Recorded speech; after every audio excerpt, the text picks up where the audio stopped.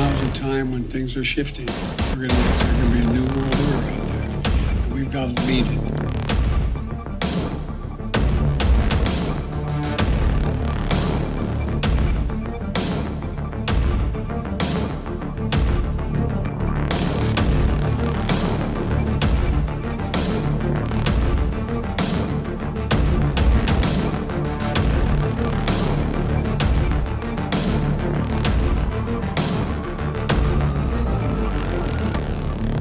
The following program is brought to you by friends and partners of End Time Headlines.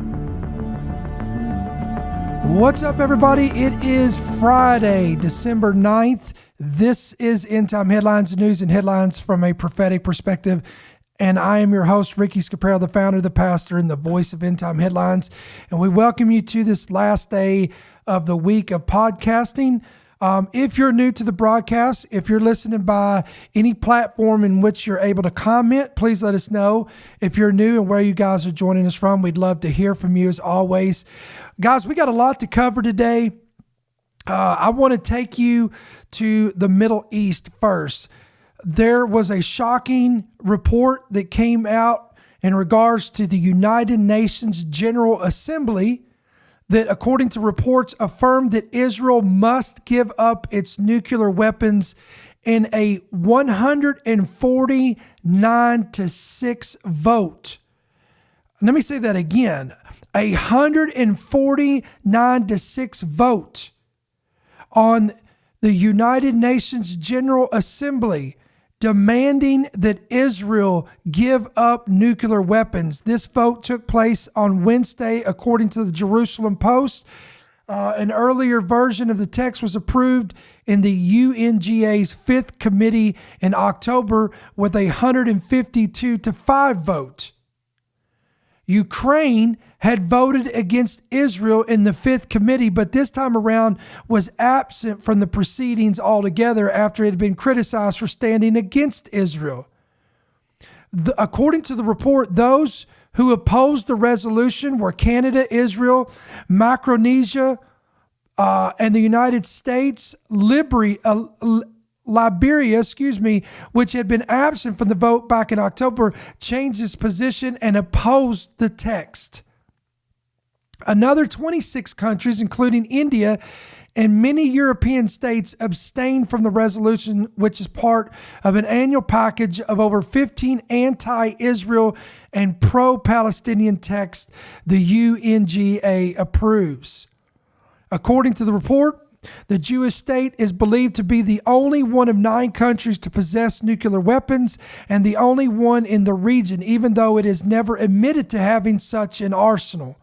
The resolution presumes that Israel has such weapons. It calls on Israel to, quote, not to develop, produce, test, or others acquire nuclear weapons, and to renounce possession of nuclear weapons. The resolution also called on Israel to exceed the Non-Proliferation of Nuclear Weapons Treaty and to place, quote, all of its nuclear facilities under comprehensive international atomic energy safeguards.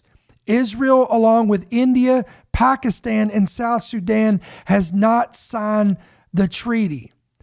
This resolution was put forward by the Palestinian Authority, big shock there, and 20 countries, including Israel's allies in the Mideast, such as Egypt, Jordan, Bahrain, Morocco, Sudan, and the United Arab Emirates. Now, guys, if you know Bible prophecy, this should not come as a shock to you. We have talked about this on numerous past podcasts on how, based on the prophecy of Zechariah, and I could pull up Joel 3, but just for the sake of time here, because we have a lot to talk about today, let me go to Zechariah chapter 12, verses 2 and 3. Zechariah chapter 12, verses 2 and 3. In this text, the prophet says that Jerusalem in the last days will become a cup of drunkenness to all the surrounding people. Some translations put to all the surrounding nations. And it talks about how these nations will lay siege against Judah and Jerusalem. and that Jerusalem would become a heavy stone for all the nations, and all who would heave it away will surely be cut in pieces, though all nations of the earth are gathered against it.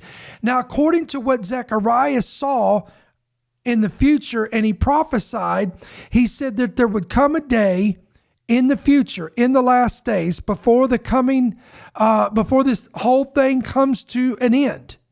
He said that you will see a time when all the nations of the world will turn against the nation of Israel.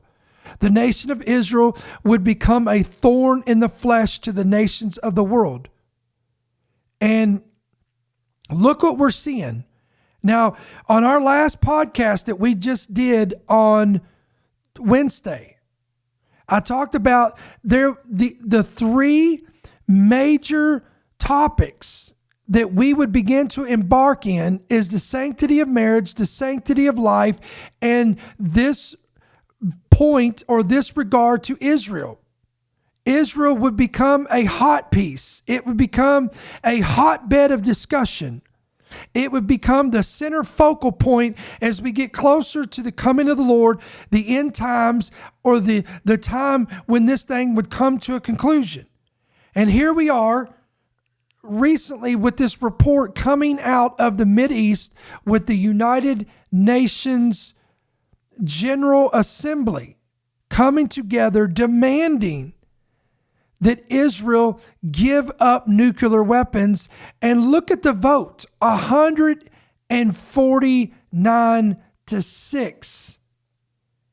And the previous vote back in October was 152-5. That is a massive majority of these nations involved that oppose Israel, stand against Israel, and all the prophecies that have been foretold regarding this very situation are now we see them beginning to come to fruition in our lifetime. And we know, again, eventually we're going to get to a place where Israel will dwell in a sense of false security or false peace, and this will open them up to an invasion from a coalition of nations that are mentioned in Ezekiel 38 and 39. So again, can you guys see this? This is all leading towards this. And it's all coming to a climax in which we're going to see the fulfillment of Bible prophecy. So on one hand, this is very concerning. But on the other hand, this is exciting times for those who understand the times and seasons in which we're in. Now that's in the Middle East. Now this is a very interesting story to me, and I want to pull us over here into the States here in the United States of America. Who is sabotaging our power plants all across America? In case you've not kept up with this, I want to get you up to date with this. There's been numerous reports and different angles coming out signifying that there has been coordinated attacks against power plants all over the country, and federal authorities are scrambling to determine who or what is behind it. The lights are back on tonight in North Carolina after attacks on two substations cut power to tens of thousands this week. Tonight we've learned substations in Washington and Oregon have also been attacked in recent weeks, and now the FBI is involved. Yeah, just trying to understand what the risk is to Washingtonians. And Joyce and Greg, local law enforcement sources now confirming to King 5 they received a memo from the FBI warning them about similar attacks to power stations in the Pacific Northwest, and that the FBI believes these are not related to theft, but rather deliberate attacks on critical infrastructure. This can have a really, really bad effect on a lot of people. To protect against power outages, if you see something, say something. Call the FBI here in Seattle. Because even here in Seattle, police are being put on high alert after getting this memo from the FBI saying, in recent attacks, criminal actors bypassed security by cutting the fence links, lighting nearby fires, shooting equipment from a distance, or throwing objects over the fence and onto equipment. As King 5 uncovered, some of those attacks happened within the last couple weeks.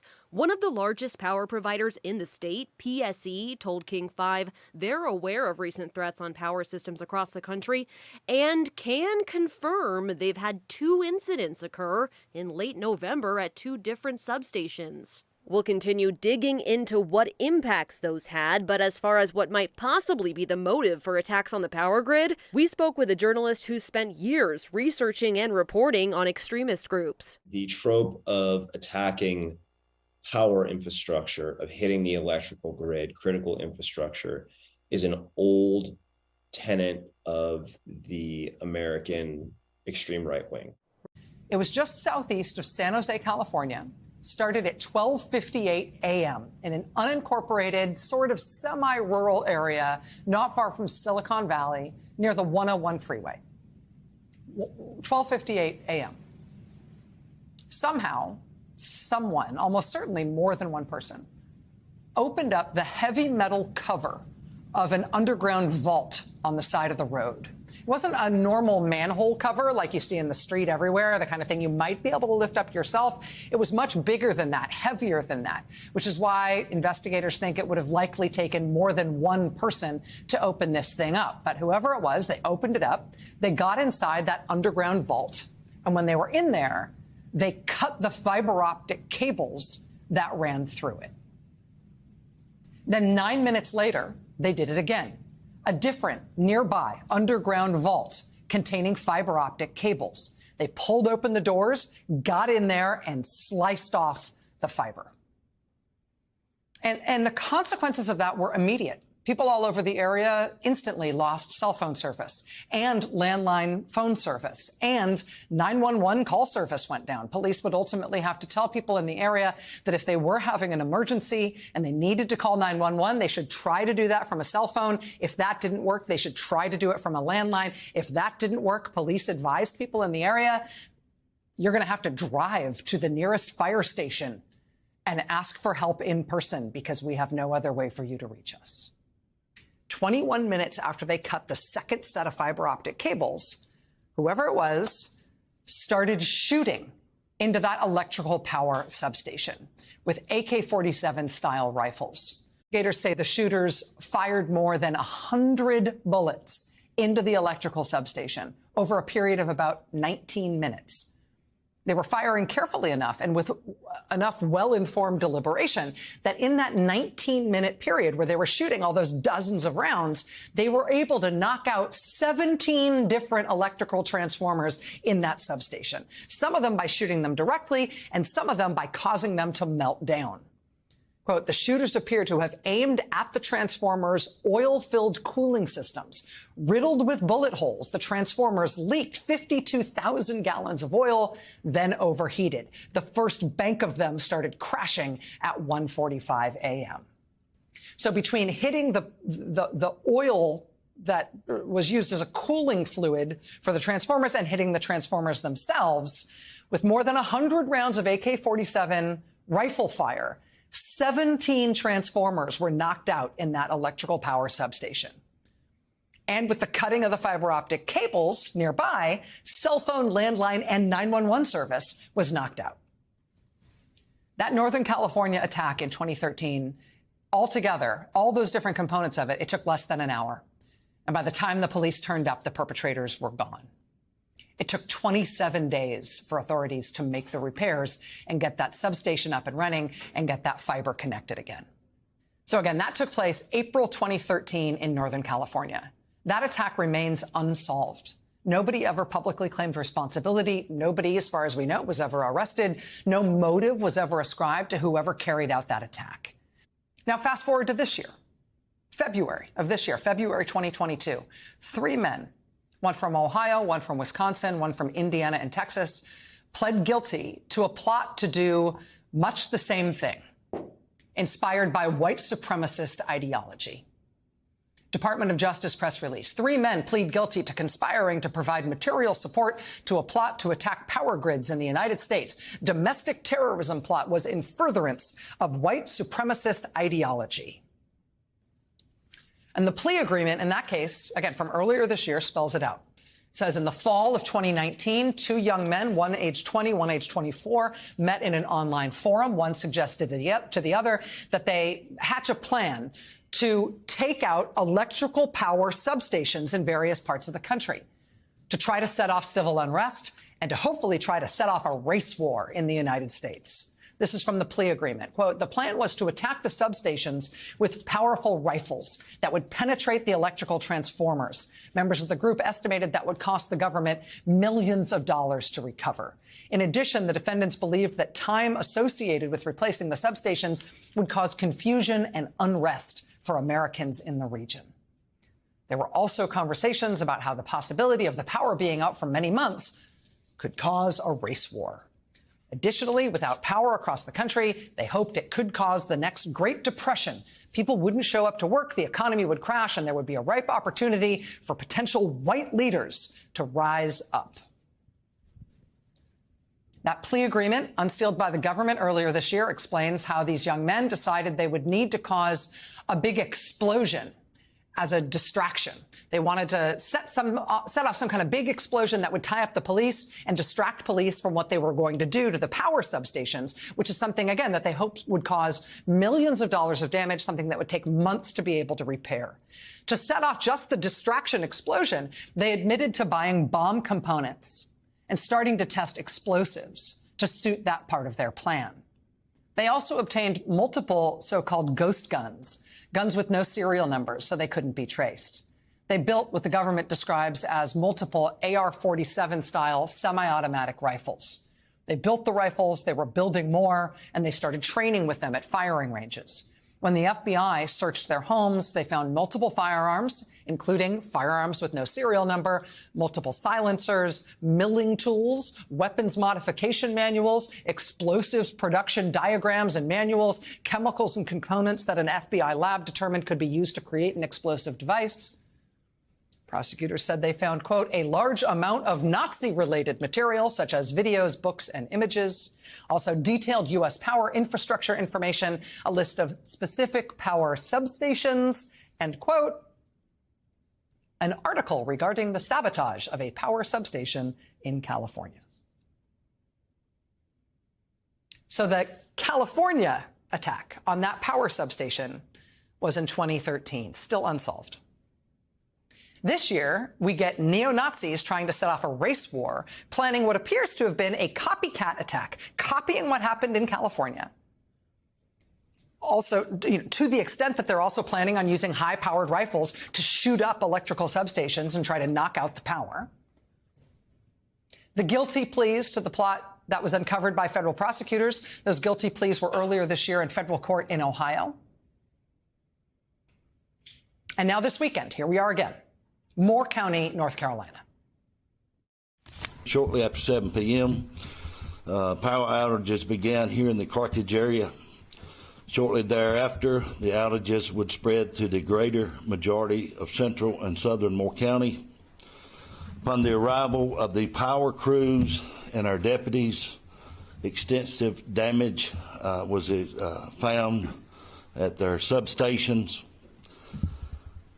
Evidence at the scene indicated that showed that the firearm had been used to disable the equipment. Power out for what they call 45,000 customers. Customers in this case means 45,000 homes and businesses. Altogether, we're talking about over 100,000 people. Well, it was initially 45,000 customers, 45,000 homes and businesses. It's now down to 33,000 homes and businesses, but that's still tens of thousands of Americans tonight with zero power, zero. And this isn't like lines down in a storm that you go out and rewire the lines and put them back up. This is 2 electrical substations shot up with firearms, like in California in 2013 and like the neo-Nazis just pled guilty to planning in Ohio earlier this year. And we have nobody in custody, nobody claiming responsibility, no word on any potential motive, apparently no suspects. In Moore County, North Carolina this weekend, it was 2 different electrical substations, reportedly about 10 miles apart. The 2 of them reportedly shot at and disabled by gunfire within about 45 minutes of each other on Saturday night. As for the motive, we literally have no idea. And there has been a lot of speculation, both nationally and locally, since we learned that this happened, since we learned that this was a deliberately inflicted attack. But honestly, bottom line, we really do not know. At the first press conference yesterday, where the sheriff and local officials took the first questions about what had happened, they were immediately asked, and then asked repeatedly, whether this attack on the electrical infrastructure in North Carolina might be related to threats and intimidation that have been directed at local LGBTQ groups in Moore County recently, and in particular, at a drag show at a downtown venue in the town of Southern Pines, a show that started just minutes before the power stations were shot up and the lights went out. There were far-right anti-gay, anti-trans protesters trying to shut down that Moore County event on Saturday, just hours before the power stations were shot up. This followed another similar protest by masked far-right paramilitary groups, including the Proud Boys, at an LGBTQ event last month in nearby Sanford, North Carolina, which is only about a half an hour away from Moore County. Vice News points out today that this was a whole weekend of menacing anti-gay, anti-trans protests in multiple places around the country, including Columbus, Ohio, where honestly it looked like a gun show on the street outside one gay and trans-friendly event with armed Proud Boys flashing white power signs and screaming at people, and a white supremacist group called Patriot Front showing up in formation, White Lives Matter guys doing Hitler salutes, random guys with no apparent affiliation just turning up in full camouflage military-style outfits with assault rifles. That was Columbus, Ohio this weekend. Lakeland, Florida had neo-Nazis this weekend outside a queer event, flying a big swastika flag. Neo-Nazi Holocaust deniers showed up to another queer event in New York City this weekend as well. So when Moore County, North Carolina was host this Saturday to another one of these far-right anti-gay, anti-trans protests, and then just as a local drag show that they were protesting started up, someone shot up the power stations and cut power to the whole county. Yes, understandably, people locally immediately started asking the sheriff if that was the reason why, if there was a connection. Now, the sheriff has said repeatedly that he has no idea if the attack on the power stations is linked to those anti-gay, anti-trans protests. There really is no indication either way. The sheriff says he has no idea about a motive of any kind, no suspects, nobody claiming responsibility, no one in custody. We touched on this on our last podcast, and I talked about how there appears to be a dangerous narrative that's taking place, or they're forming. It appears to be a dangerous narrative. And I'll show you more on that when I show you an article about this from a different angle from the Daily Mail. This was from the dailymail.com. Now I want to read, this is the actual title, and tell me what you find interesting about this. Ready? Quote, and again, this was published on the 8th of December, yesterday. We reported this on our main website, endtimeheadlines.org. and endtimeheadlines.com. Here it is. Ready? Quote, Portland officials say statewide attacks on electrical substations were deliberate. We know that. 7 plants across America are sabotaged. Now look at the rest of this. Amid suspicion, it's a, quote, right-wing protest over drag events. Uh-oh. Now this, again, there is blame, suspicion, and a certain group that's being targeted here. The FBI has not come forth and confirmed this. Local authorities have not confirmed this. The investigation is not even complete, but yet they're already putting out publication in which a group is already targeted, and it is anyone who is opposed to drag events. That's the blame, the narrative that's being portrayed. And this is what I talked about in our last podcast on Wednesday that I was concerned about. And here we go. Let me read. FBI, quote, are probing if the grid attacks were triggered by opponents of a drag show. Now, again, that maybe possibly can hold water in Moore County in North Carolina, or the areas there in North Carolina. But really, 7 other substations across both West Coast and East Coast of America, I'm not buying that. In total, at least 7 attacks have been recorded in the U.S. in recent weeks in North Carolina. And the FBI is currently investigating if their grid attacks were triggered by those who oppose drag shows. Quote, we have confirmed that this was malicious intent and it was no accident. We've already confirmed that. I want to read on down here. I'm just going to read here and see if there's anything I can pull out of this that we've not already covered.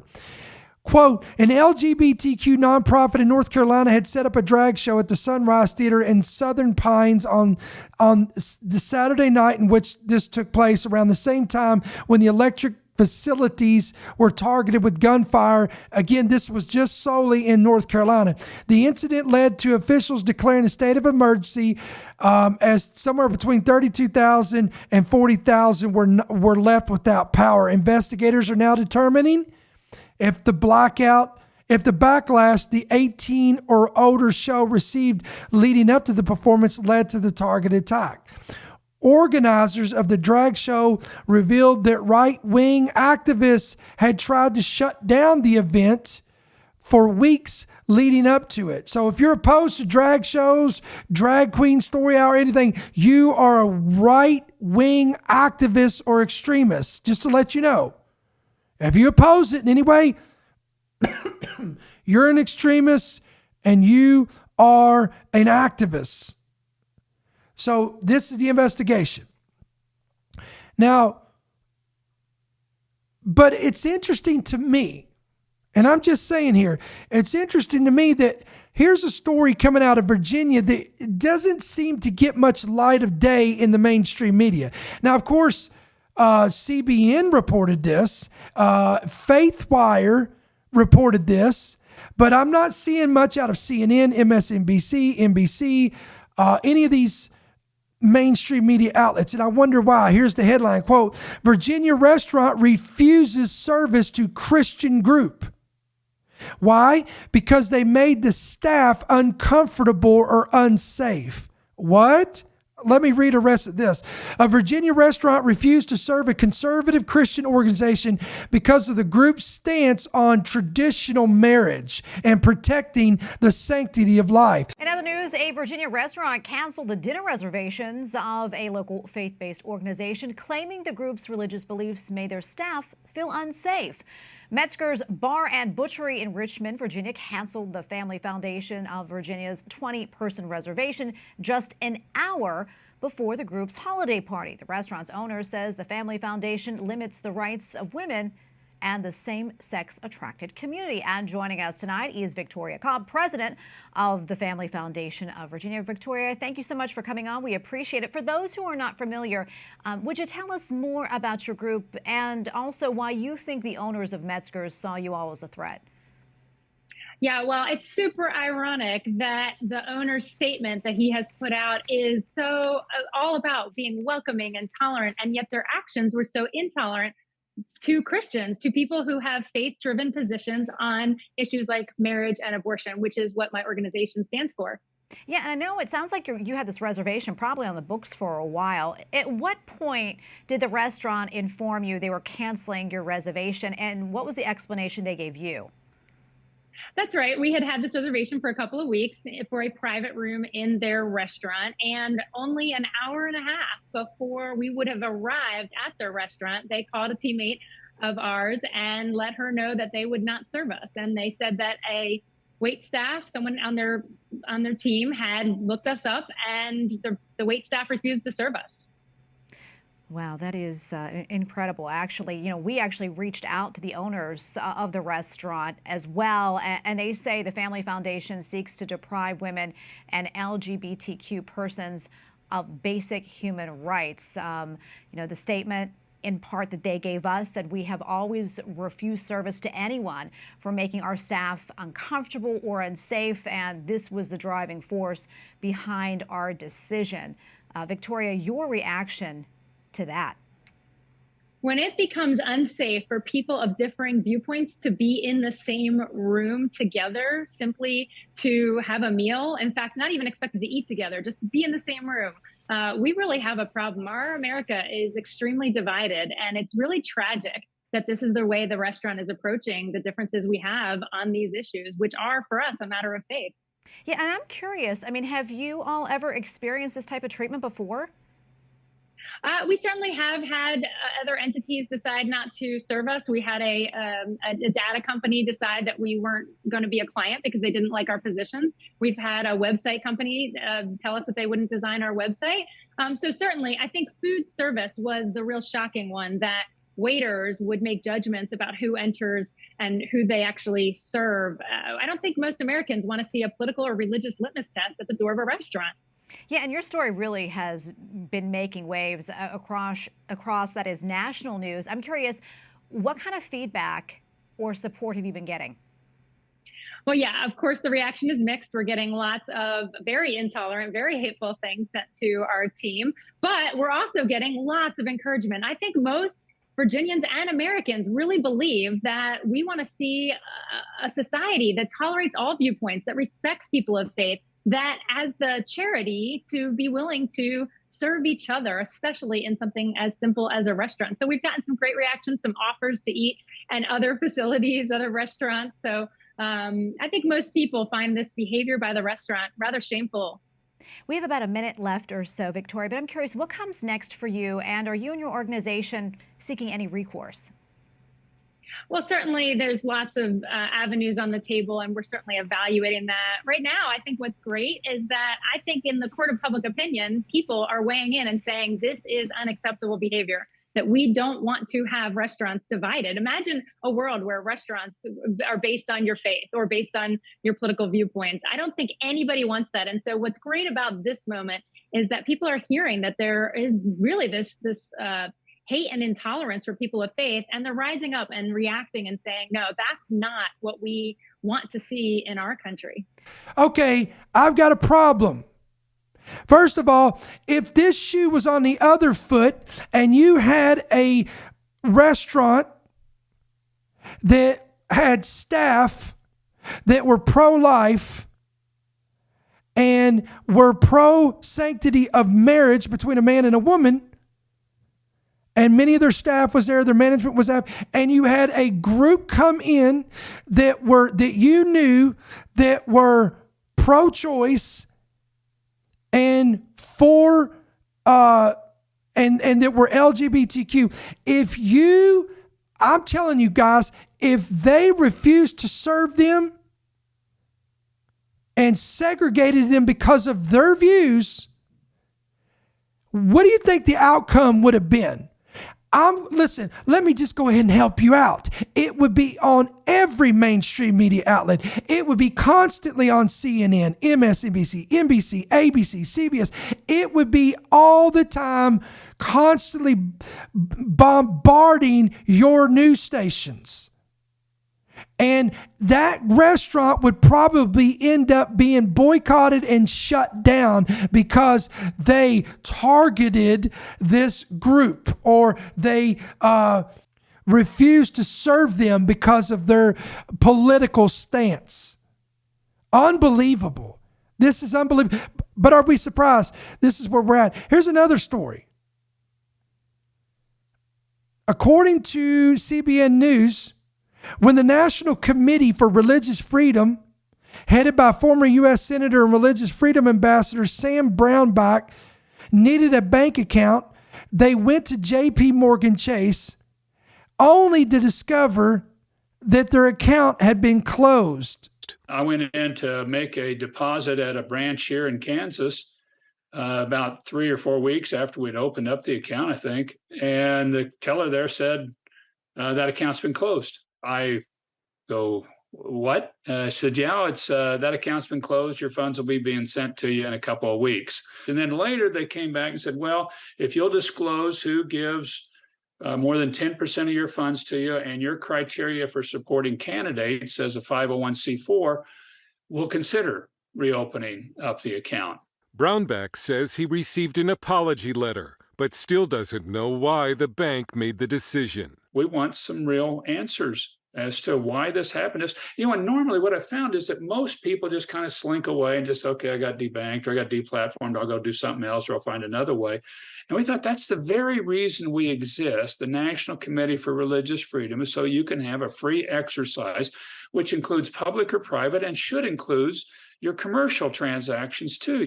CBN News contacted J.P. Morgan Chase about the incident, and they assured us that they would never discontinue a relationship because of a religious or political affiliation. And we didn't with this client. We're not proud of how we handled communicating with this client about what we needed from them and have apologized verbally and in writing. And while J.P. Morgan Chase didn't give us a reason for the account closure, they did say we are required by anti-money laundering laws to conduct customer due diligence. Wondering whether it was discrimination, the National Committee for Religious Freedom has started a website called Chased Away, encouraging people of faith to come forward if they've been denied service by a company or a bank. It also tells me we need to get people of faith in the boardroom. I think we need to start campaigns to get a person of faith on every major corporate board in America. Used to be companies only wanted your business. These days, they may not, if they think you believe in the wrong things. Since the 2020 election, banks and corporations have denied service to some Trump supporters. And Christian employees continue to be fired for speaking out about their beliefs at work. This year, the Canadian government weaponized its financial system against citizens protesting COVID-19 restrictions, freezing their bank accounts. Banking law expert Nicholas Anthony believes American banks could do the same thing.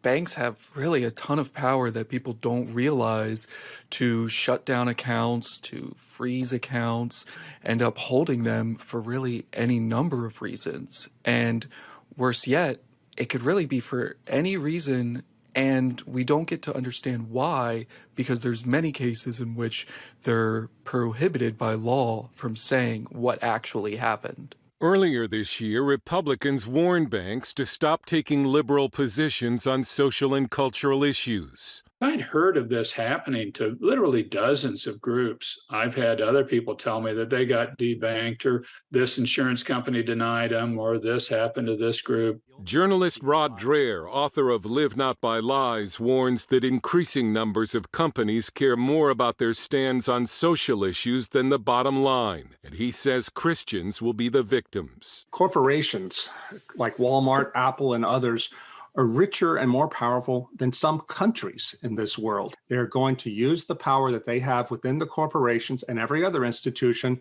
to persecute the church. People think I'm radical for saying this sort of thing, but I'm telling you, it's coming. Now, we've seen this, guys. I'm sure it was just an honest mistake. I mean, Twitter and Facebook, they do it all the time. They accidentally shadow ban, or they completely delete an account, or they remove the account, and then when further investigation goes, or the organization goes viral with what they did, and then it comes back to them, they immediately give an answer like, "My bad, it was a glitch in the system." So we got to get JP Morgan the benefit of the doubt. It was probably just a glitch in the system. It was probably just a new teller that was there and they really didn't know what was going on, right? I mean, after all, this could not be sinister in nature. Now, I want to get you to one more story for today's podcast. This one should make your blood boil. If you have children in public schools, this one should ruffle your feathers. Kirk Cameron. I don't need to tell you who Kirk Cameron is. Listen, our audience is a faith-based Christian audience. If you're not, then welcome to the broadcast, and we're going to pray for you to get saved at the end of this broadcast. But for the sake of argument, I'm going to venture to say that the vast majority of our listeners and viewers are Christian, and they know who Kirk Cameron is. You probably already know about this, but if not, I want to give you this report. A new children's book that was just released that celebrates family, faith, and biblical wisdom by actor, writer, and producer Kirk Cameron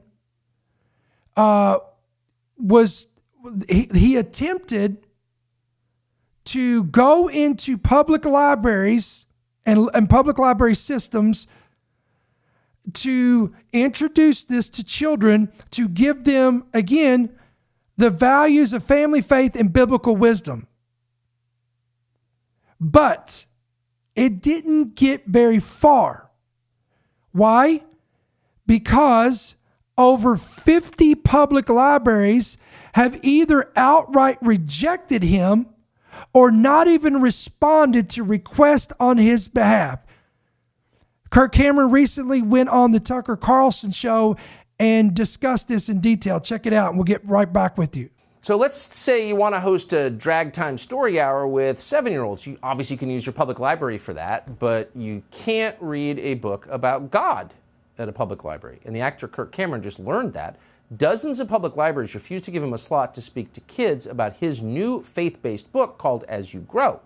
One Rhode Island library told him, quote, "We are a very queer-friendly library. Our messaging does not align." Okay, Kirk Cameron joins us tonight. Kirk, thanks so much for coming on. So they wouldn't let you read this book? This book was banned in libraries? How controversial is this book? Well, it's a book that teaches biblical wisdom through the seasons of life to children and the value of growing the fruit of the Spirit, like love, joy, kindness, patience, gentleness, self-control. And I wanted to do a book reading at a public library, and I was denied by over 50 woke libraries that have hosted drag queen story hours. One of the most outrageous denials was Alameda County Public Library that said they didn't want that book teaching kids biblical values, while at the same time they're hosting a gender name change clinic tomorrow. And I'm thinking, wow. If we're so committed to diversity, why am I being excluded? Why can't I use your facility to read my book? You're a library. Well, yeah. So we began the show with a story about how the president of Ukraine has banned a Christian religion in Ukraine. And then we get to your story where the libraries ban your book.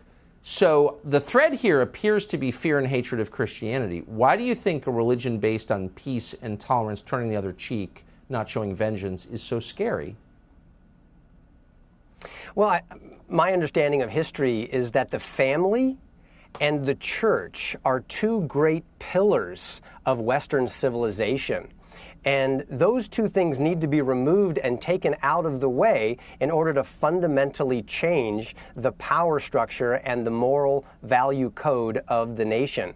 And that's why parents are fighting back. In fact, Tucker, hundreds of parents and librarians are now emailing us saying, we want your book and we want to host our own Brave Book Story Hour in our public library. So here's my call to action. I want every parent and every grandparent in America to get their favorite children's storybook, my book or other Brave books, or a book of the Bible. Call your local public library that has hosted a Drag Queen Story Hour and say, I'd like the chance to read my book in the library. And if they say no, they're likely breaking the law and violating the Constitution, and they can contact bravebooks.com. We'll give them free books and all that they need to turn that denial into a revival in their community.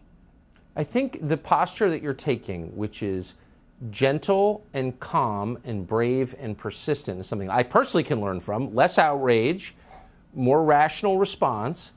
And I think that really works. And I hope that you inspire other people to do the same. Tell your story. Don't get mad. Be honest. Thank you. Thank you. I think you're right, Tucker. And to Christians particularly, we often get told no in the public square. We go home with our tail between our legs, crying in our Chick-fil-A soup, waiting for the rapture, rather than getting on the offense and saying, let's invest in our children and teach them the values we want them to learn. So isn't it interesting that these same libraries will actively give space to drag queen story hours and gender exploration programs, but they will flat out reject a book centered around family, faith, and biblical wisdom? If you want a thermometer to gauge where we are spiritually in America, this story should rattle your cage. Absolutely unbelievable. And kudos to Kirk Cameron, who's not backing down. He's not tucking tail, and he's going to keep fighting the good fight of faith, and we need to stand behind him. Come on, are you sick of this nonsense?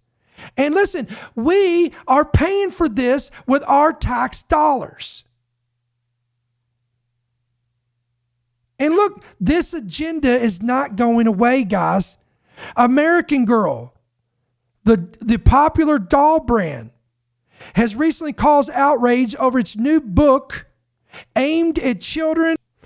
Why is this book causing outrage? Because it discusses gender issues, including advice on transitioning and information about puberty blocker drugs. Could you imagine a book on this content to your 3-year-old? Quote, the 96-page book is a, quote, smart girl's guide body image.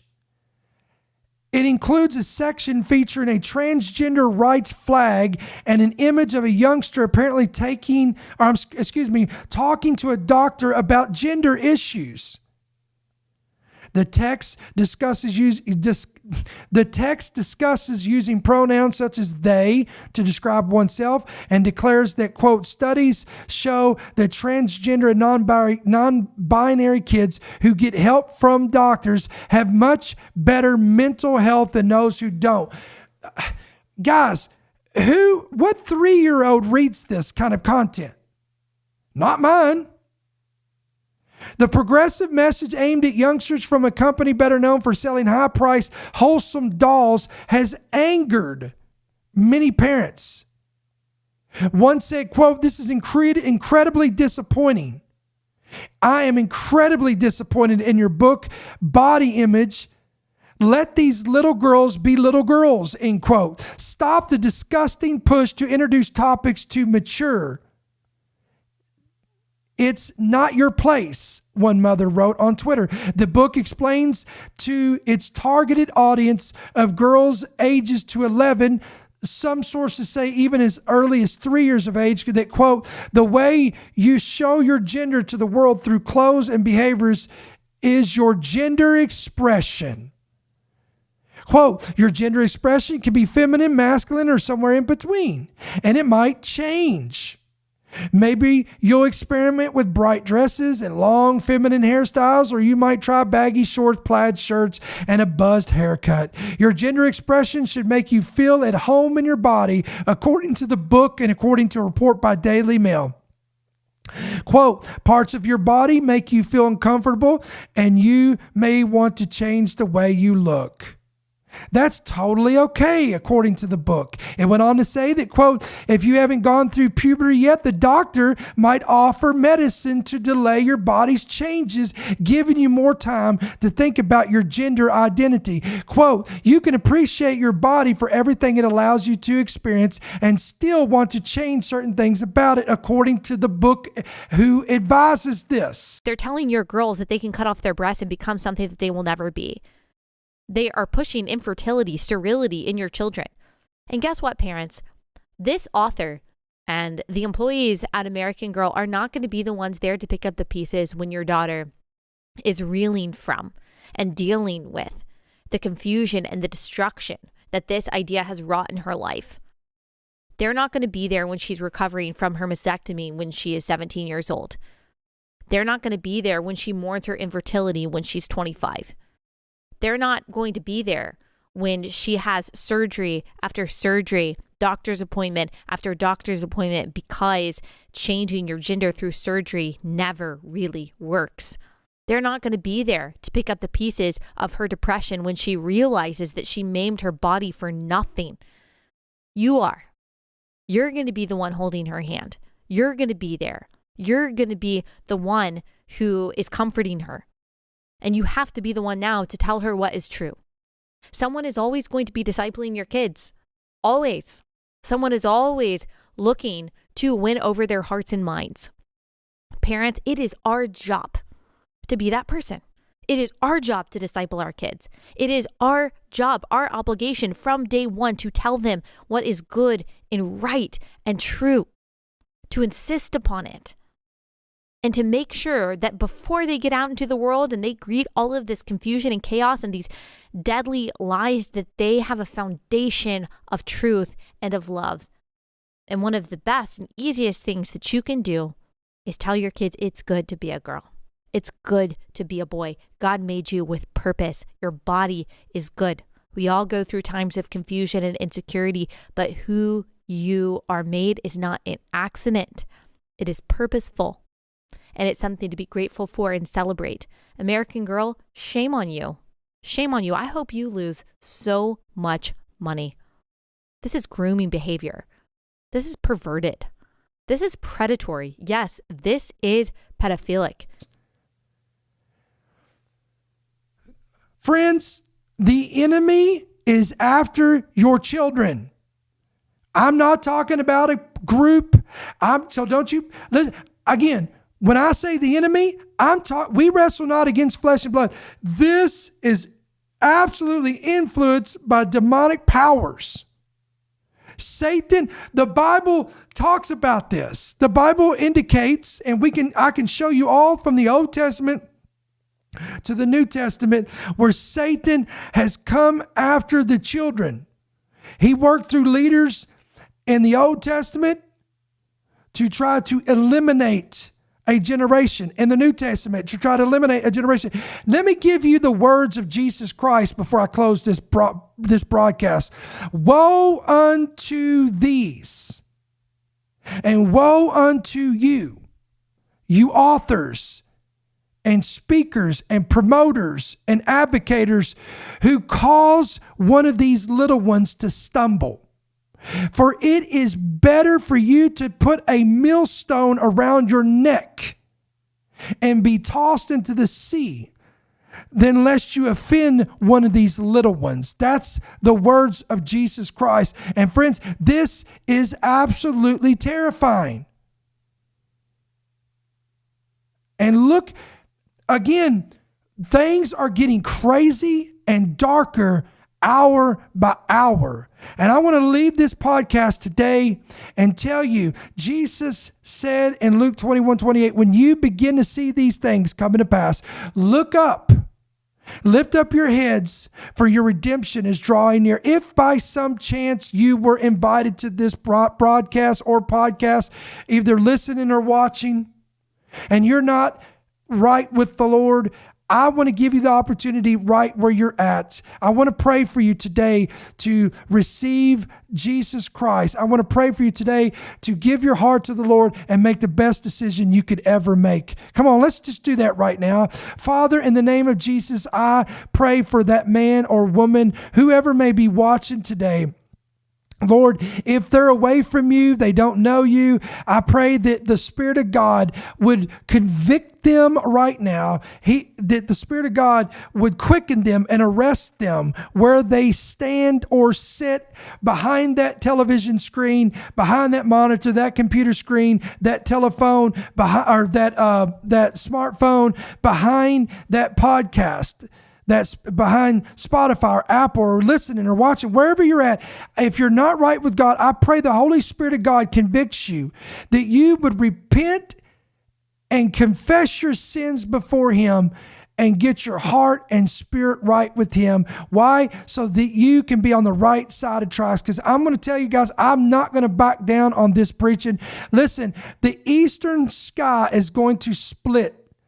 And it's coming sooner than I believe we can imagine or think. All the signs of the coming of the Lord are increasing. They are intensifying. The prophet said the days of the end times would be days in which society would view evil as good and good as evil. And we are in those days, and I want to assure you, and I want to make sure you make that assurance right in your heart that you're on the right side of where you need to be, so that when all these things come to pass, you're not caught off guard. The Gospels tell us, according, at least the Gospel of Luke tells us in Luke 21, that day of the coming of the Lord will come unexpectedly, and it will come as a snare upon the whole earth. But those who are in tune with Him and have a relationship with Jesus Christ, we will be ready for Him when He makes His return. Listen, endtimeheadlines.org, endtimeheadlines.com. Guys, do me a favor, subscribe to this channel, hit the push notifications, hit the bell so you can be notified of every broadcast. Share this, save this, whatever. If you're listening by Spotify, Apple, get the word out. If you're watching by YouTube, Rumble, or by Facebook Live, get the word out. And again, if you've not downloaded our free app, you can get that today on Apple or Android. Push yes to push notifications, and you're going to be notified of every headline and every podcast when it's available in your hands, right there in your hands. And as always, guys, we want to give you an opportunity. If you enjoy our podcast, the information, revelation, and equipping, and guys, we got some equipping messages coming up next week. I know we have all this week, we have bombarded you with a lot of information, but it's from a prophetic perspective, some political perspective as well, but we're talking about our ministry's news and headlines from a prophetic perspective. So we've been giving you a lot of information to pray about and to show you in scriptures how these things are being fulfilled. And I know some of you's like, we want to hear you preach, we want to hear teaching. I'm getting messages developed for next week, so we've got that coming on board. So be ready for that, and we'll incorporate that into our podcast next week. But for now, again, we would love for you guys to pray about becoming a monthly partner, and you can do that two different ways. You can give electronically through the app. That's the easiest way. At the bottom, hit donate. Or the main website, endtimeheadlines.org, endtimeheadlines.com. And if you would like to give by check or money order, you can do that at making it out to End Time Headlines, P.O. Box 1391. That's Monroe, Georgia. That's 30655. So listen, we appreciate you guys. We love you guys. I just want to say thank you for all of our partners and supporters of our ministry. You guys who have been sending us Christmas cards in the mail, thank you so much. We received them. They're a great blessing to us. I read every one of them and the prayers over us, and we see your prayer request as well. And we're praying for you guys for blessings upon your family and breakthroughs and healings and deliverances and salvations and all these things as well. So I just wanted to say that to you and let you know that we do support, appreciate your support and your prayers and blessings to our ministry as well. So we're going to sign off on this Friday. Listen, have a great weekend this weekend. Be safe. And until we see you guys on Monday, may the Lord bless you, keep you, and may His countenance shine upon you in Jesus' name. And all God's people said, amen and amen. We'll see you guys on Monday. Thank you for listening to the End Time Headlines podcast. We pray that you've been blessed and equipped by today's message. For more information about how you can help partner with our ministry, please visit endtimeheadlines.org.